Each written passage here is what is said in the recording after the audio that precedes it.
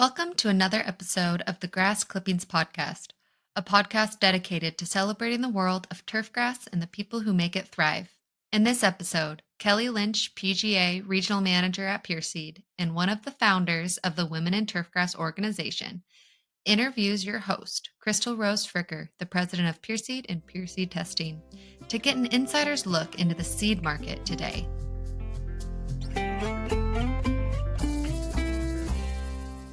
Good morning. Good morning. I'm really excited, Crystal, today because we haven't had a time to reflect and catch up on some of the things that are happening, not only in our industry domestically, but also our industry globally. So I was hoping that you might share some insights today on what you see happening. Maybe we start from the domestic side and what you think that's happening, and then also tie it into what's happening globally. Well, the turfgrass industry is in flux right now. It's never in my lifetime have I seen it this off, meaning we have more grass seed than is needed. The markets are not moving as freely as they usually do. I think people are risk adverse and still value grass and seed. You don't have anything if you don't plant seed, right? We don't need fertilizer. We don't need chemicals or pesticides, herbicides, etc., if we don't have some grass to maintain and take care of. And in our industry, turfgrass is so large, we don't, I think, even realize how big it is. Grass is used everywhere around the world, both forages and turf. But if you were to go to the agronomy meetings, the division, this is called the C5 division in crop science, is the largest division because there are that many folks who have a career in studying grass, maintaining grass, breeding grass, developing technologies to better utilize grass and be more efficient, drought tolerance, all the various aspects.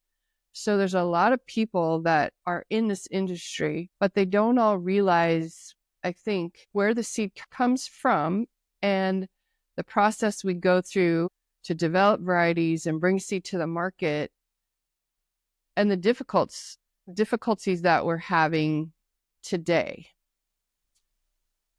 And that can start with the grower, can also affect breeders' rights, which we can talk about today, and the markets and the overproduction situation that we're in. There's a lot of reasons for why we're where we are today, but I just truly feel that our industry is changing. You know, we have new technologies that are coming on that everyone needs to learn and adapt to and utilize.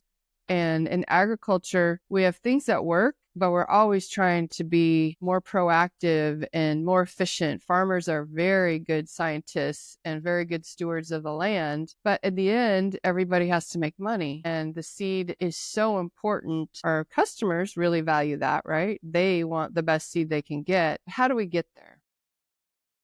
And I love that you share that because we're a research-based company. And every time I get to speak to any outside audiences, I say we are a research-based company that happens to market and sell our own products, which is a little bit of an anomaly and getting more so in the industry. And I recruited myself to work for you and PureSeed so that because the genetics were top on my list, I could see that there was a distinct difference and certainly years and decades of research and all the things that have gone into the genetic side. But what I'm also seeing is a fight against VNS, varieties not stated, side. And when we see this market that has two folds happening, one, yes, there is an overage of seed. But mind you, seed is up as a yearly crop, right? So if we had any kind of unforeseen weather event and or drought event and or like several years ago, the fires and the storms and the ice, how are you kind of navigating the genetic side and the improved varieties versus the VNS side and varieties not stated when there is an overage, an abundance of seed in the market? Well, it takes a good 10 years to develop a variety. So we're investing in that. We're trying to develop varieties for the future because it takes 10 years to develop a variety. And so we're putting a lot of inputs. We're trying to decide what to breed for. And that could be drought tolerance, disease resistance, things that are good for the environment. But we also have to think about the grower, because the grower has to make a living and all their costs continue to increase. So one way to do that is to increase seed yield, which we have done a good job of that on some of our varieties. And a lot of growers really want to grow for us, especially today when they're not getting, agriculture has a lot of bumps right now. Wheat is low. There's just not a lot of choices for growers to produce. And in Oregon, we have hazelnuts, berries, but those prices haven't been great. And so even hay, the cattle industry is doing better, but there's just so many things that make it difficult for a grower to survive. And now that's turned into dealers. Dealers are struggling as well.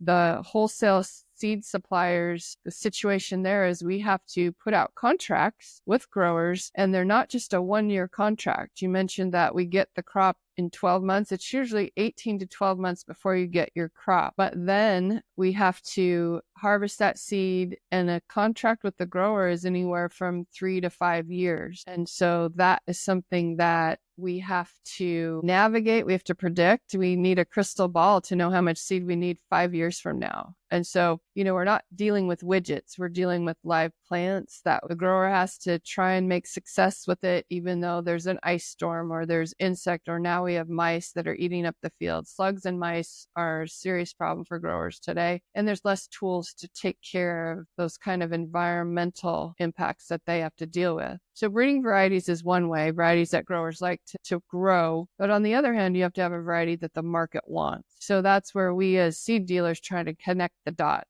We get a variety that we think our customers will want. We get growers to grow that seed, and then we sell it. And the price to the market is affected by the quality of the seed, the genetics of the seed, the volume of the seed, and supply and demand. So right now, we have more supply than we do demand. But as I was saying earlier, I think our customers are more risk adverse, and they're waiting to purchase their seed.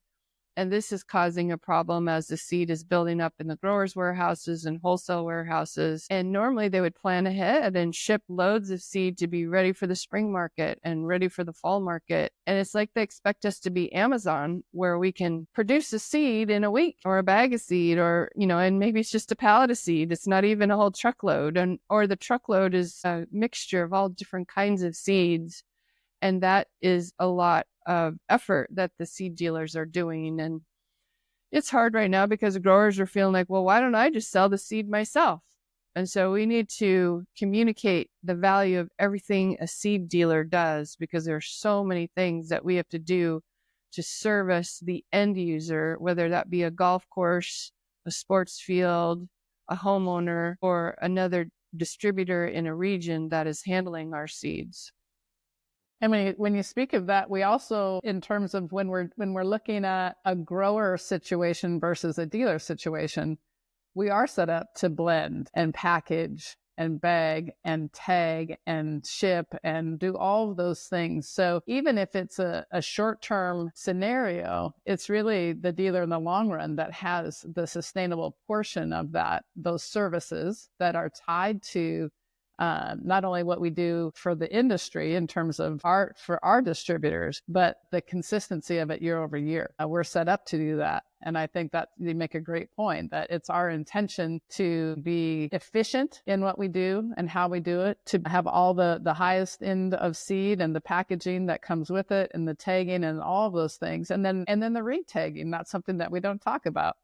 If seed has gone out and it hasn't sold over a season, and it has to be retagged. Those are all services that are tied directly to what a dealer does, such as ourselves as Pure Seed. And so I think that is a distinct difference between what can happen versus going with a dealer versus going grower direct, and because it's not sustainable year over year. That also Correct. brought me to another question for you, because you're seeing, I think that would be one of the industry trends that we're touching on, because there is an overage of seed. But what happens when it's the opposite and there is not enough seed? And now you come back to dealers relying upon them to not have been, to not cut out the middleman, if you will. Not that we're the middleman. I don't think that's a really good use of that term, because we provide so many services that are tied to what happens from the genetics and the 10 years cycle that it takes to produce grass seed, but then also the service component of it to take care of our distributors year over year. And so you're starting to see some industry shifts there and growers trying to go direct. But do you really feel like that's a sustainable portion, or is that just temporary? And when things get tight and coatings needed and other things aren't available, I think that's where partnerships really come into play. Yeah, I feel like this industry is relationship based. And I was just, think about yourself. So you are a saleswoman for Pure Seed, and just think about all the points of contact for, let's maybe take one load of seed that you sell, starting with what do you need to do, the travel, the phone calls, the emails. I mean, even preparing one load, the blending, the coating, the mixing, the packaging, getting the right bag, marketing, developing a bag, the phytosanitary tests. And that's just domestic. If you go international, it adds a whole nother layer of things that the seed dealer has to do. But we have to prepare in advance even to just have that seed. So we have to bring the seed in from the grower at the right time and get all the components from all the different growers, test all those components, put those together in an efficient manner to get the seed out to our customer. And I feel like Pure Seed has done such a great job in the last few years through the ice storms, through the fires, through COVID, through the shortage, to be able to serve our customers and give them seed when they need it. But maybe that's part of it. We've spoiled them a bit. And so talk to me a little bit about your perspective on what it takes to move seed today. I think that's the point, Mike. The things that we do on a daily basis, whether it's working with our distributors and their customers, whether it's training sales teams, speaking at events, traveling, whether it's a trade show that's directly related to a distributor, or it's an industry show like the golf industry show and the sports field managers show. I think that our presence there is critical. I think that our messaging, the things that we do on a daily basis to make it easier. And I always say my job is to make their job easier, right? Whether it's picking the varieties that are going to perform in their area, blending the varieties so that whatever their attributes are and their traits are highlighted in those end users' bags. And I just spoke at an event last week and I said, my job is to make your job easy so that you don't even have to worry about what's in the bag. But I'm here today to tell you it's 10 years of research and dedication that it takes to develop just the genetics that are in your bag, but then it's all the steps that come after it. It's managing the fields, it's managing the cleaning schedules, it's managing what varieties are in the bag, what kind of materials and marketing materials are assigned to those products, and then what do we do in terms of support. And I think that you touch on a very critical piece, is that's the relationship part. That's the things that we hold dear. And to just park all of that for a price, and really a temporary price if it's coming from a direct scenario, because that's not always a sustainable year over year partnership. That just happens to come up when there's too much seed in the market, especially if the international markets haven't taken as much seed as anticipated, and a lot more seed is in the domestic market. Yeah, I'd say it's a good 3 to 5, even 10 years to get a variety accepted in the marketplace. Get it, from deciding to go forward with a variety and produce the breeder seed, the foundation seed, the certified seed, and then start marketing it and talking about it and delivering it, and then them planting it. Takes a year or two for them to say, wow, that is a really good variety. And then they talk about it and the success starts to build, and then develops a want for that seed and that specific genetics. But then you have to grow it and get the right quality. And we don't always get 100% 00 seed. So we have to plant a lot more just to get enough 00 for our customers.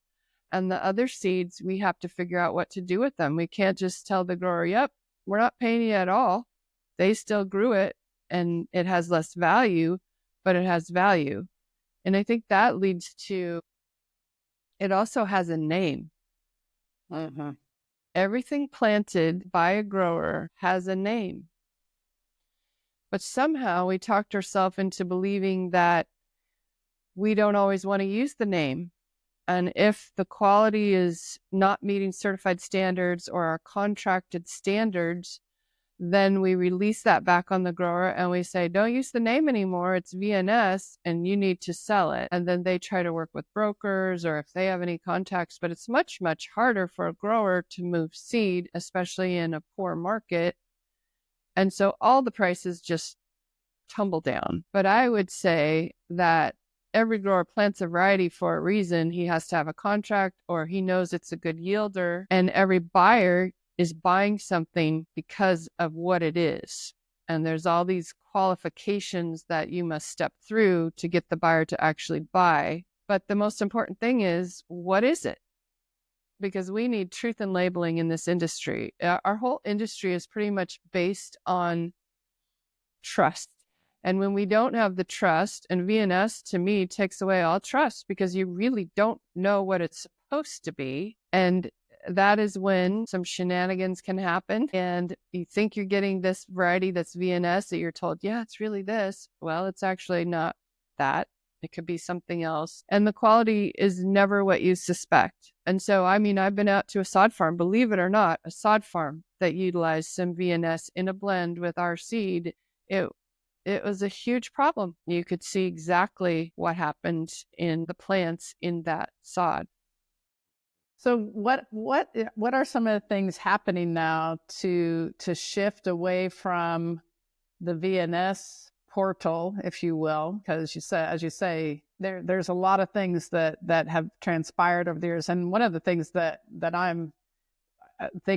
I believe that they've shifted a little bit is K31. There's actually a test that can actually decipher if it's actually a K31 or not. So are there other things in play like that scenario where VNS will not be accepted and that the variety will need to be stated, that all the things that are attached to that varietal name are intact? Is there anything in play like that?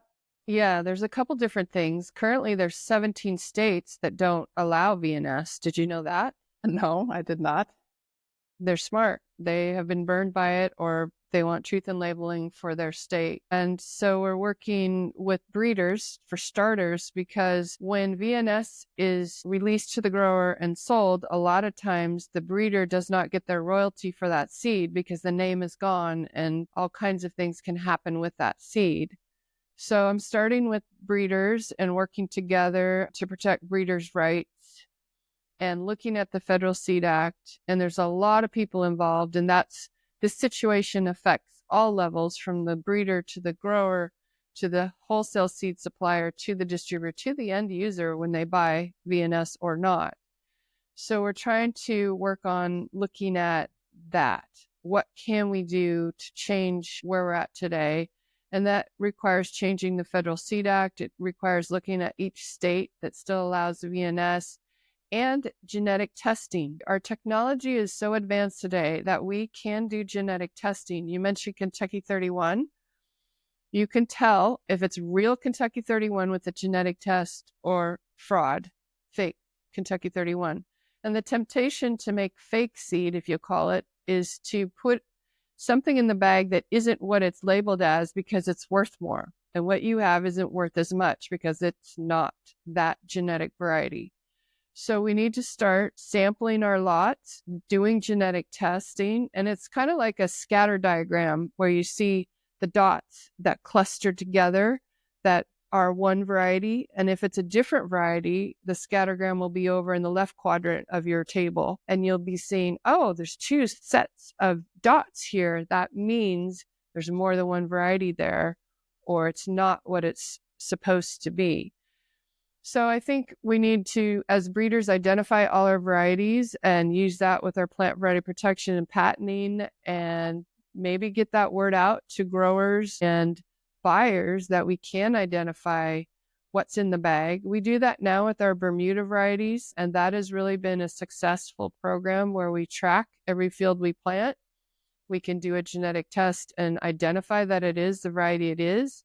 And I even have growers willing to send in samples to make sure their field is pure and clean kind of on top of certification, if you will, another level of guaranteeing that what's in the bag is what it's supposed to be. And I think with our current technology, our agriculture in the turfgrass industry, we need to catch up, if you will, to the rest of the world and quit selling commodities and sell varieties. I think that's a soundbite right there by itself, because it is changing and it's rapidly changing. And I think one of the things that you're heavily involved in is you're the VP for the Northwest for the American Seed Trade Association. And do you also feel like there is a need, not only domestically, but globally, to address some of these things, like you said, the Federal Seed Act and those pieces that go beyond a generalized area, but go all the way to Washington, D.C.? Yes, mainly because the U.S. is the only one that allows VNS. Other global markets do not. I didn't know. And we only allow it on certain species. Most of our crops do not have the VNS law. So it's grass seed and a few other species. Okay, so then what would you see happening in the future in terms of a regulation and or an update to the Seed Act that could help in this scenario? Or is it more on a localized basis with breeders and growers and distributors? It's all levels. If we can, that's what we're working with ASTA on. So we have a white paper that we're going to circulate, and what we're looking for is support. So anybody in the industry that has been burned by VNS or feels like we need to just label what's in the bag as what's in the bag, we're looking for that kind of support to go to Washington, D.C. and say, hey, it's time. So example, I spoke at the Pacific Seed Association meetings. I was supposed to give the market report, and it turned into an open discussion essentially about where are we going as a seed industry and why don't we label what's in the bag. And a gentleman stood up and said, we have this problem in triticale right now. There's lawsuits going because of mislabeling in that industry because of VNS. So if we just don't have VNS and we label what's in the bag, that's an easy step. The more difficult situation is in the cleaner, where they mix a lot of runoff that doesn't make the quality together. And that, I think, is the original idea behind VNS, that it really wasn't just a variety or even a blend of a few varieties. It was all the runoff. So we need to work with cleaners, and that's the difference between U.S. production is our growers might have their own cleaner, or they might hire their seed to be cleaned through a cleaner, and the cleaner's in control of all that. Whereas in Europe, each company cleans their own seed and they have total control of it. So we're a little bit freer in the U.S., if you will, and need to do a better job, I think, of testing and accountability in where the seed comes from and what we do with it once we get it in the bag and how we label it.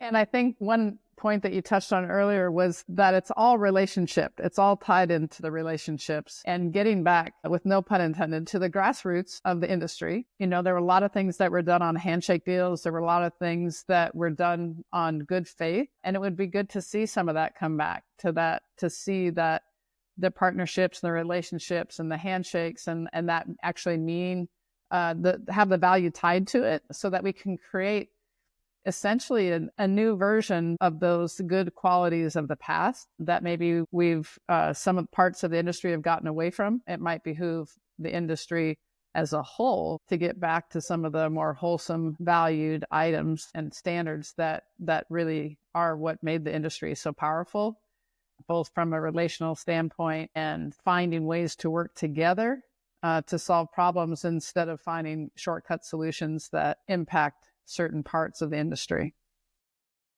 Yeah, because we are all in this together. We are, grass is huge, but our industry is a tight-knit industry. Everyone knows what's going on with their competitors, with their customers, and the growers all talk. And with the communication that we have today, as soon as something happens, everybody kind of knows it. So we try to be fully transparent with what we do and our pricing, etc. But we need to be partners, because it doesn't work for just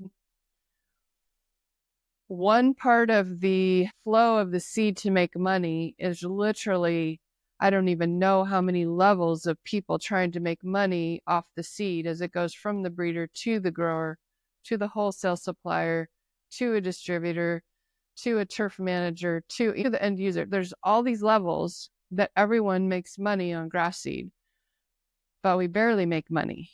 And some of the diversifying that companies are doing to survive is to do something besides just seed. And I think that's wrong. We are experts in seed. That's all we do. And it's our livelihood. It's been in our family for 3 generations. And our employees all have been in this business. I mean, we're celebrating 50 years of pure seed testing. So we've been doing this a long time. And that's how agriculture is. It's usually families and generations that fall in love with working with seed and plants and people and kind of connecting that, because not everyone knows how to raise a plant or grow something. But if we work together, we can learn how to do it and get the benefits of grass, because grass is so good. There's so many things that grass brings to the table. And we think, well, it's not a food crop. Well, it's part of a food crop when the forages feed our animals, but it's what holds the soil together. It's what creates oxygen. It's what makes a beautiful environment that people want to be in to live. And all our sports events, I mean, there's just thing after thing, event after event, seed after seed that makes a difference with grass seed. We need to protect that. And I think the way we protect that is by using new technologies, communicating, educating, and standing up for being accountable, standing up for the right seeds in the right time. Well said. And I think that's where your wisdom comes in. There's, like you said, multiple generations that take this not only as a profession, but as a passion, as a stewardship, not only of the land and the resources, but taking care of those things. And this might be a great time to touch on the Turfgrass Water Conservation Alliance and talking about those traditions and finding new generations of solutions that use up to 40% less water and what that means. And I think you also touched on a really important part is the creation of oxygen, but also the mass amounts of carbon sequestration that's happening because those bodies of stands of grass can take a lot. I think you talk a lot in those last few comments on the sustainability part. Maybe you could speak to us a little bit about that. Yeah. Grass is excellent for the soil, creates carbon, and they've done studies that it's a carbon sink for 100 years, one planting of grass. So it utilizes way less than it produces, essentially. And the value of grass hits so many levels that it's very difficult to quantify that, because you just take that piece. And when you plant grass, it's a perennial plant. And so it can be there for a long time if it's good genetics. But usually the environment is pretty tough. And at some point, we need to redo our grass areas. But when you plant a good seed in the beginning, it can easily last. My in-laws' grass is still there that we planted in the 1980s. Looks great. Tall fescue on terrible soil and doing wonderful. So it's once you plant it, it can be there for a long time. So it's very sustainable. And so it's just a good thing that we as an industry need to do a better job, I think, of tooting our own horn and saying, this is what this does. And the value that it has around the world is immeasurable. I mean, it's on the World Cup, it's on the Ryder Cup, it's on these events that are so important to people, but they have no clue, I think, a lot of times about what goes into that grass from the beginning of the seed to the whole crew that's taking care of the field and the athletes. And just the athletes' appreciation of natural turf is huge. We get so many comments and feedback, and just for the athletes' health of the value of grass. And so we need to do more espousing, if you will, on that. And I think that will be some future grass clippings commentary and podcasts that we do. I think I would like to talk to some athletes, or at least the turf managers. We did a local one of our Canby fields here. And with TWACA, the Turfgrass Water Conservation Alliance, we're looking to save water at the same time. So having grasses that work for the end user, but also save water, they're finding now in Utah It's, I think, over 70 million gallons of water has been saved in just a few years of using grasses that are third-party validated to use 60% less water is what they're actually finding. But there's stringent trials and research that breeders and seed dealers go through to find these varieties to make a difference. And we're finally getting them out there in the world and getting results. And people are very happy, very pleased. And we're working with homeowners. So that's the hardest. Most homeowners have no idea. So, with the turf trade-up program in Utah, it's now spreading community by community, city by city, and now going to other states because the benefits of grass are worth it when we also see that we can maintain them with less water.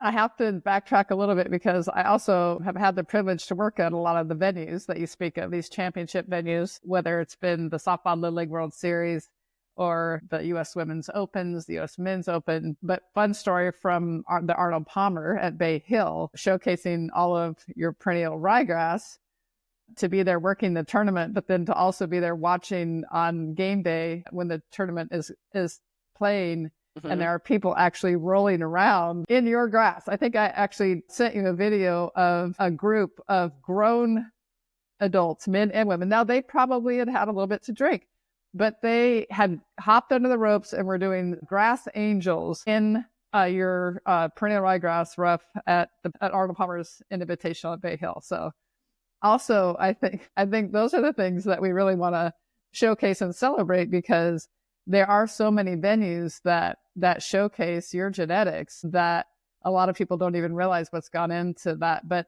you see the outcome in them enjoying what's happening. So I applaud you for that. And I've had the privilege to be there. And I know you were there with me a couple of years ago to see it in for your own eyes and listen to the stories, but it's pretty powerful.